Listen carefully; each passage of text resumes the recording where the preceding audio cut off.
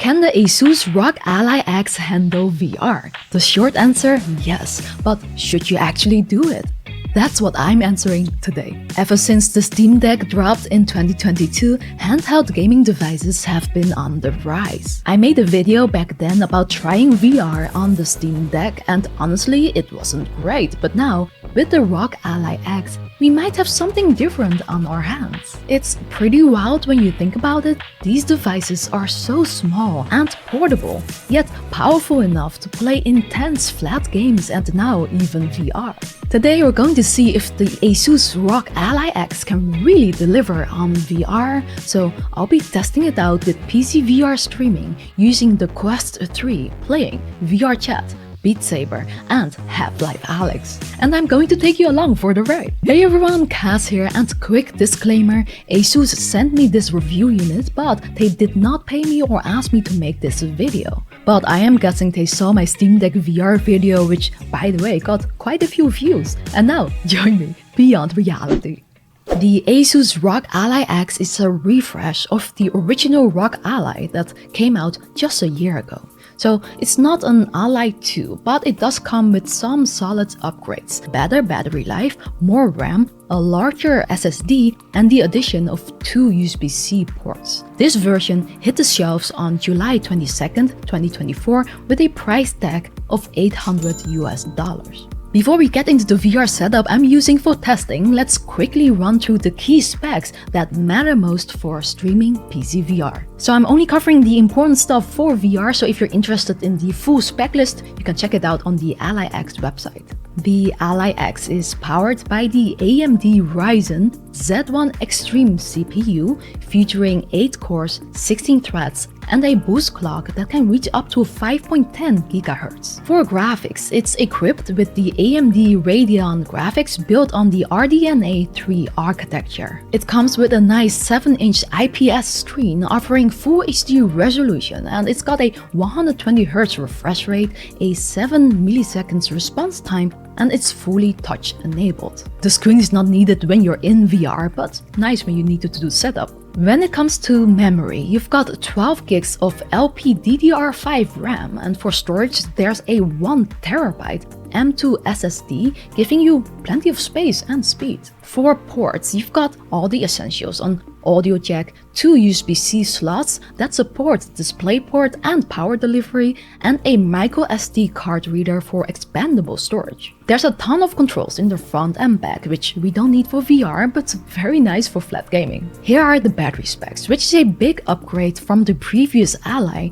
with double the capacity, and it should last around 2 to 4 hours depending on what you're doing. And if you're thinking about using it with the power bank, the power supply specs might be something to check out. What is also nice to know for streaming PC VR games is the support for Wi-Fi 6E and Bluetooth 5.2. Unfortunately, I don't have a Wi-Fi 6E router, but I am using a dedicated PrismXR router for my setup. They are actually sponsoring this part of the video, so let me tell you a bit about their router before we jump into my test setup.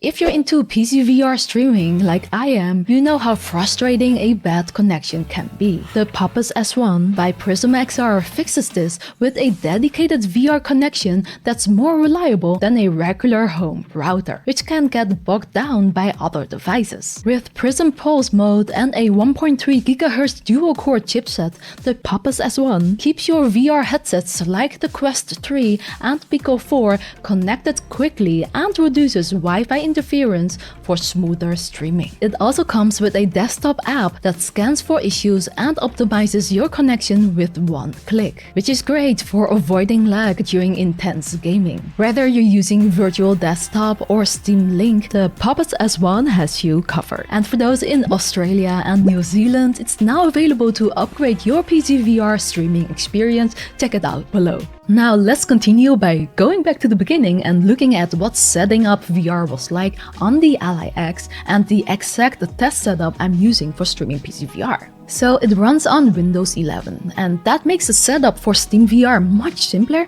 compared to the Steam Deck, which uses SteamOS, a Linux variant that doesn't handle VR as smoothly. So on the Ally X, it's a much easier process. Directly after unboxing, you start with the usual Windows 11 setup, just like when you buy a new PC. This took a while because Windows added all these unnecessary prompts, but once that's out of the way, it's pretty smooth sailing. I connected a Bluetooth keyboard and trackpad straight away to make things easier, then installed Steam, SteamVR, the games, and Virtual Desktop, which is what I'm using for PC VR streaming. The SSD impressed me here with its speed because everything installed quickly and without a hitch.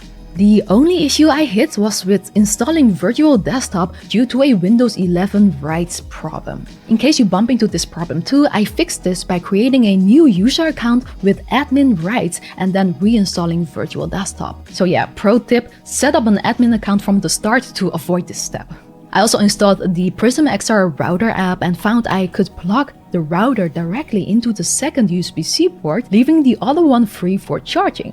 This is a very niche use case perhaps, but wasn't possible on the first Ally since it only had one port, so this is awesome. Finally, I checked the pre-installed ASUS Armory app to tweak the performance settings and switched to Turbo for the best experience. Now that we're all set, I'm super excited to jump into VR and see how it performs. It should all work now. Let's start Virtual Desktop. I see my ROG Ally X here. Let's launch SteamVR. Okay, I turned on my performance overlay as you can see. Oh, I'm getting pretty decent networking, decent lag per game. Everything looks decent. I even have 90 FPS frame rate on. And yeah, as you can see, these are all my specs. It's like on default mode, like on medium. So let's try out Beat Saber first. Oh, actually it looks a little blurry, so let's go back. Do the settings of streaming. Let's try lower frame rate. Maybe let's try high. As you can see, these are my settings right now. I'm gonna launch SteamVR again. It is a little bit less blurry. I am recording in the Quest 3 headset, so you're seeing what I'm seeing. So let's try Beat Saber. Let's see if it works. Wow, this looks pretty sharp. I mean, it's not like my PC, but it's really not bad. Okay, so I always use Beat Saber to check the tracking and the lag and to see if the stream lags too much for me to play this game. Ooh, it is a little bit laggy, to be honest with you. Oh gosh, okay. This is really working out. Maybe the networking isn't great. Oh, I have 100 latency. Okay, let's see what I can do to try this again. I think I want to try low and then even lower bitrate. This is just for Beat Saber. It might not be needed for other games where you're just adventuring. For Beat Saber, you need the speed. This is why I'm doing this. Okay, a lot better. I mean, the graphics are not great now, but at least I can play the game. I mean, that's pretty cool. Oh!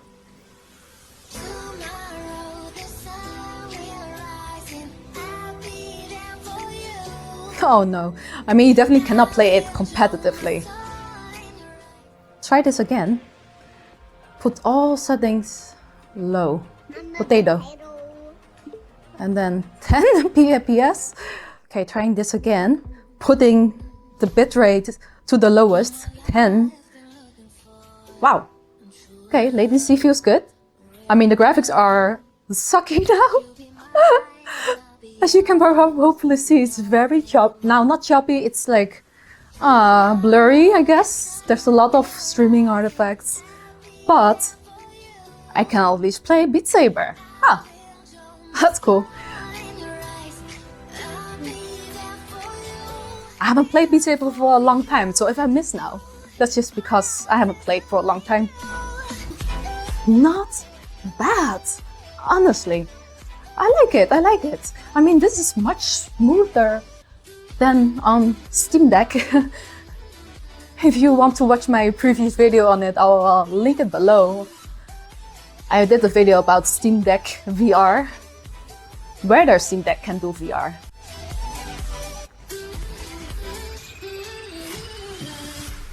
Hey! I finished a song with 90 or about 80 milliseconds latency, but still got an S rank. Not too bad. So, okay, let's change the settings again and try a different game. Exit SteamVR, because you need to exit it if you want to change the streaming settings. You know what I'm gonna try? I'm gonna try medium again, a little bit higher bitrate. Okay, I haven't logged into VRChat for a while, so this has definitely changed for me. Let's go to the avatar mirror. That's high latency, 120 something, but honestly, for a slow-paced social VR game like this one, does seem to work pretty well. Controller tracking is definitely okay. Let's change avatars. Oh, what are these? I don't know these. Oh, hi! It's loading. Haha! What's this? Oh, that's cool. Look at my tail. Wow. I kind of want to check popular worlds to check that performance. So, kitchen cooks. So let's go there. Because you keep breaking all the rules. And throwing the food It's loading. everywhere. Stuff everywhere. Look, this is how you do it. Everything's loading.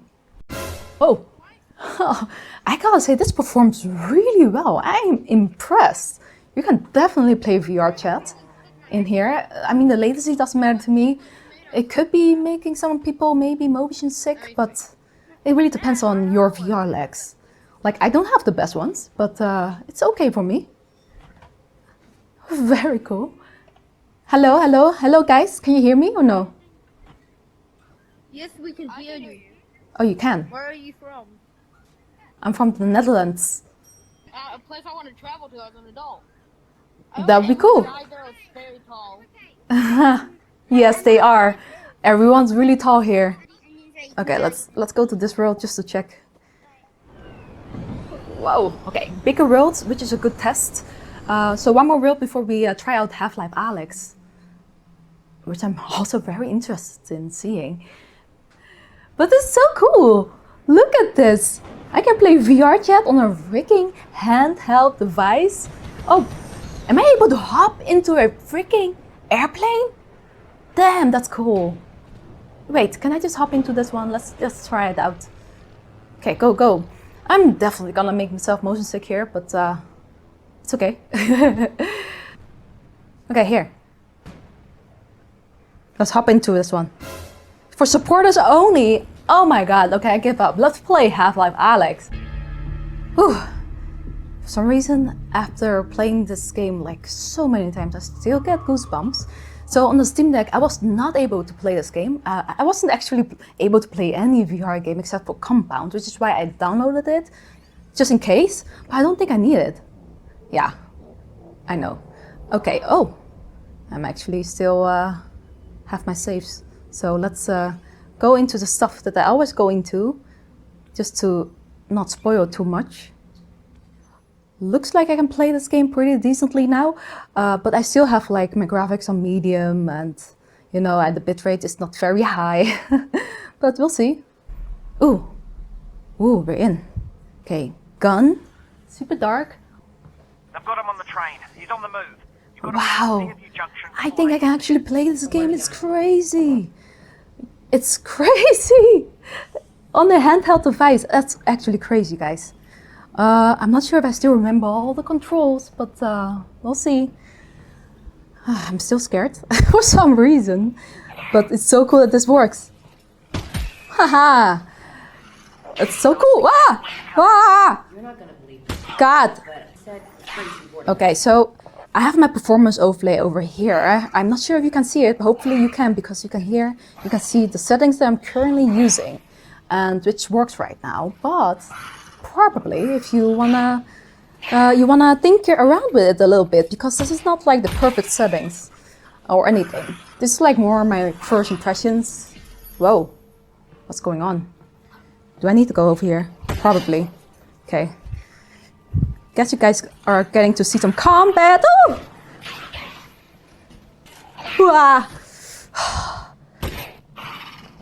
Yes! Got him! Yes! Nice, I needed this. Oh wait, I need to put that in my glove. Oh, I am a little bit hyped up because of this game, but gotta say, it works as you can see, and it's just very cool still, and I'm just so impressed. I love it. Okay, this is the last thing I'm gonna try, and then we'll head to the outro, guys. Oh, move this away, please. Go away. Wait, why is this not working? Goodness. I don't remember, guys, but you know, it's fine. I think you guys got the gist. This is a ROG Ally X testing video, and that seems to work. This works. Like, I think you can play most games. You can play this game as well, so we'll be totally fine. Let's hop downstairs. Oh, I died. To wrap things up, the ASUS ROG Ally X has really impressed me. It's surprisingly capable of delivering a playable VR experience. It's definitely not for everyone, and it's still far from playing with a VR-ready gaming PC, a desktop PC, but really, if you're considering buying a handheld, you're probably not looking to replace a gaming rig. You're probably after portability because maybe you're a frequent traveler, and then having the option to play VR, or at least give it a shot, is pretty cool. One thing to keep in mind is the battery life, which is still pretty short, even though it is better at 2 to 4 hours, but VR definitely pushes it towards the lower end of that range. So you might want to keep it plugged in while doing this. Overall, setting up a Windows handheld like the Ally X is definitely smoother than dealing with a Steam Deck running Linux. Sure, you can install Windows on the Steam Deck, but that requires more tinkering, and not everyone's into that. But it really comes down to your preference. And just so you know, I haven't tried the previous Ally, so I'm not sure how that compares, but I bet performance-wise it's kind of similar maybe, except for, you know, the upgrades. Now I'd love to hear from you. What other games or VR headsets would you like me to test with the Ally X? If there's enough interest in this video, I'll dive deeper with a more detailed review. Leave me a like to let me know, comment down below, and be sure to subscribe so you don't miss anything. Thank you so much for watching.